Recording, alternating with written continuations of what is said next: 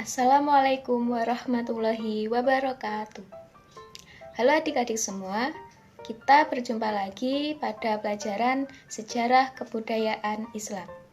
Sebelum memulai pelajaran, marilah kita berdoa bersama. Bismillahirrahmanirrahim. Raditu billahi rabba wa bil islami dina wa bi Muhammadin nabiyya wa rasulah. Rabbi zidni ilma warzuqni fahma.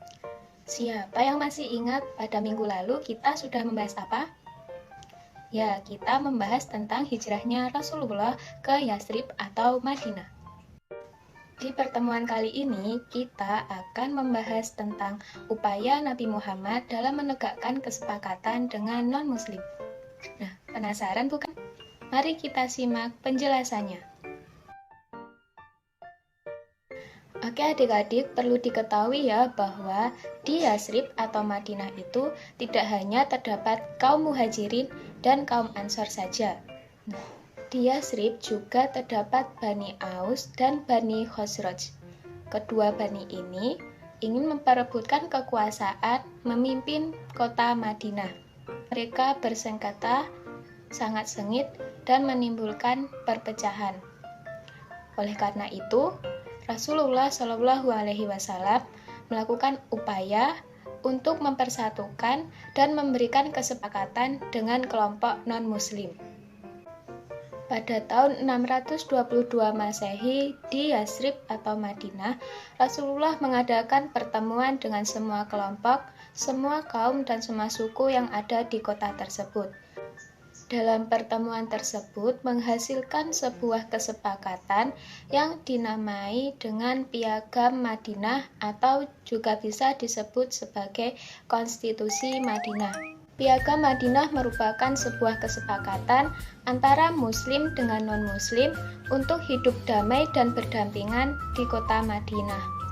Melalui piagam tersebut, bertujuan untuk menghentikan persengketaan antara Bani Aus dan Bani Khosraj yang memperebutkan kekuasaan untuk menguasai kota Madinah. Dengan adanya piagam Madinah tersebut, maka diharapkan seluruh masyarakat dapat hidup saling menghormati dan memiliki rasa toleransi antara umat beragama. Nah adik-adik, tahukah kamu apa saja isi dari Piagam Madinah tersebut? Mari kita simak bersama.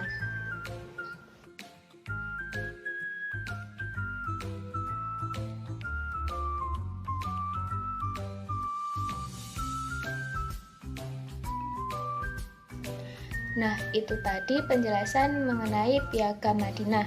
Sekarang kita akan membahas tentang Perjanjian Hudaibah. Nah, apa itu Perjanjian Hudaibah? Mari kita simak bersama. Pada tahun 6 Hijriah, Rasulullah beserta sahabatnya berniat untuk melaksanakan ibadah haji di Mekah. Tetapi niat tersebut diketahui oleh kaum kafir Quraisy, hingga kaum kafir Quraisy menyuruh salah satu utusannya yang bernama Khalid bin Walid untuk mengetahui keberadaan Rasulullah dan sahabatnya yang akan melakukan perjalanan menuju Mekah untuk ibadah haji. Tetapi dia tidak menemukan jalan yang dilalui oleh Rasulullah karena beliau menggunakan jalan yang lain. Sembari singgah di Hudaibah, Rasulullah menyuruh sahabatnya yang bernama Utsman bin Affan untuk mendatangi kaum kafir Quraisy dan menyampaikan kedatangannya. Tapi adik-adik, setelah beberapa waktu, Utsman bin Affan ini tidak kunjung kembali ke Hudaibah. Dan apa yang terjadi? Tersirat kabar bahwa Utsman bin Affan ini akan dibunuh oleh kaum kafir Quraisy. Nah, mendengar hal tersebut, Rasulullah mengumpulkan seluruh sahabatnya dan melakukan baiat untuk menyatakan kesetiaannya terhadap Rasulullah. Baiat tersebut dinamakan dengan Baiat Ridwan. Kira-kira bagaimana reaksi dari orang-orang kafir setelah mendengar bahwa adanya sumpah kesetiaan para sahabat Rasulullah tersebut? Ternyata mendengar sumpah setia para sahabat Rasulullah, kaum kafir Quraisy bergetar dan ketakutan. sehingga mereka mengembalikan Utsman bin Affan kepada Rasulullah dan mengutus salah satu anggotanya yang bernama Suhail bin Amr untuk melakukan perjanjian damai dengan Rasulullah beserta sahabatnya. Oleh karena itu, diadakan sebuah pertemuan antara Rasulullah beserta sahabatnya dan juga dengan orang-orang kafir Quraisy. Nah, melalui pertemuan tersebut menghasilkan sebuah perjanjian. Nah, perjanjian itu dinamakan dengan Perjanjian Hudzaibah. Perlu diketahui adik-adik bahwa Perjanjian Hudzaibah ini menghasilkan keuntungan bagi umat Islam karena melalui perjanjian ini banyak kaum kafir Quraisy yang masuk Islam, termasuk diantaranya Khalid bin Walid dan Amr bin As. Berikut ini adalah isi dari Perjanjian Hudzaibah. Mari kita simak bersama.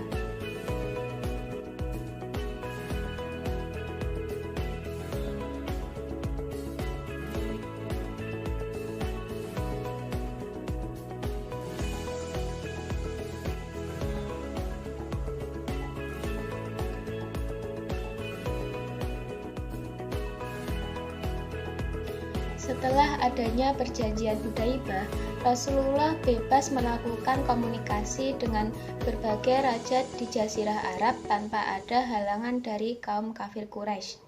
Kebebasan ini dimanfaatkan oleh Rasulullah Shallallahu Alaihi Wasallam untuk melakukan dakwah kepada raja-raja di Jazirah Arab yang belum memeluk Islam. Upaya Nabi Muhammad Shallallahu Alaihi Wasallam untuk melakukan dakwah kepada raja-raja non-muslim di Jazirah Arab adalah dengan mengirimkan surat kepada raja-raja tersebut. Yang pertama adalah Rasulullah mengirimkan surat ajakan masuk Islam kepada Raja Najasyi atau Raja Habsyah. Surat ini diterima dengan baik oleh Raja Najasyi dan juga mendapatkan balasan atas ketersediaannya untuk masuk Islam. Meskipun demikian, ada juga raja yang menolak atas surat yang telah dikirimkan Rasulullah kepadanya. Raja yang menolak ajakan Rasulullah secara halus adalah Kaisar Heraklius dan Raja Mesir yang bernama Muqawqis. Bahkan, Raja Mesir yang bernama Muqawqis ini mengirimkan sebuah hadiah kepada Rasulullah sebagai bentuk untuk menghargai surat yang telah diberikan oleh Rasulullah kepadanya. Tetapi ada juga yang menolak secara kasar dan keji surat pemberian Rasulullah kepadanya. Nah, siapakah orang tersebut? Nah, perlu diketahui adik-adik bahwa yang menolak secara kejam dan keji surat pemberian Rasulullah adalah Raja Ghassan dan Raja Persia. Raja Ghassan ini bahkan sampai membunuh utusan Nabi yang bernama Husain bin Umair. Nah, Husain bin Umair ini adalah utusan Nabi yang mengirimkan surat kepada Raja Ghassan, tetapi ia malah dibunuh. Atas perlakuan Raja Ghassan yang sangat kejam tersebut, maka terjadilah Perang Mu'tah pada tahun 8 Hijriah.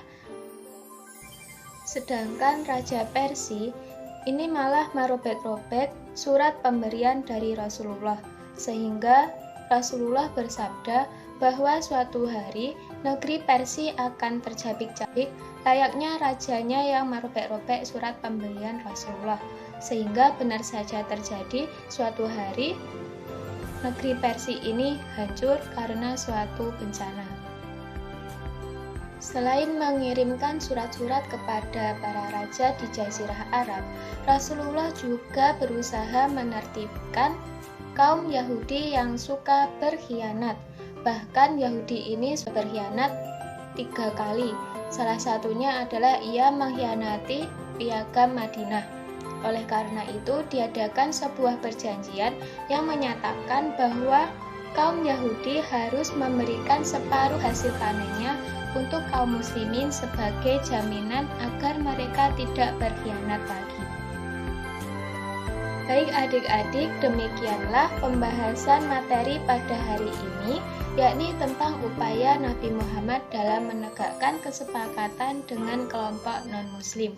Hikmah atau pelajaran yang bisa kita ambil dari pelajaran hari ini adalah: pertama, kita harus melakukan musyawarah untuk menemukan kesepakatan bersama. Yang kedua adalah kita harus menjaga kerukunan antar umat beragama. Dan yang ketiga adalah adanya sikap toleransi antar umat beragama tidak akan menimbulkan perpecahan. Baik adik-adik, setelah ini kita akan bermain bersama. Di bawah ini adalah link untuk memulai permainan menggunakan EduCandy. Selamat mencoba!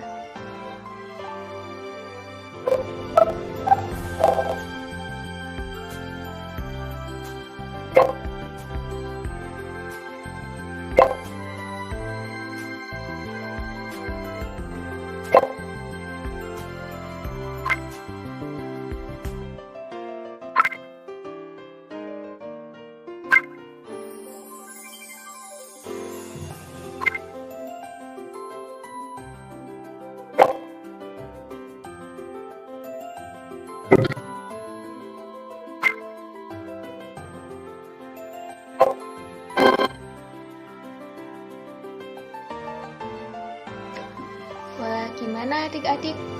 Tadi permainannya seru kan? Nah, kira-kira kalian mendapatkan skor berapa? Mungkin ada yang benar semua. Selamat ya untuk kalian yang benar semua. Dan untuk yang belum mendapatkan skor penuh, semoga kalian kedepannya lebih giat belajar lagi. Untuk itu, kita akhiri pembelajaran hari ini dengan membaca hamdalah bersama. Alhamdulillahirabbil alamin. Sampai jumpa di pembelajaran selanjutnya. Wassalamualaikum warahmatullahi wabarakatuh.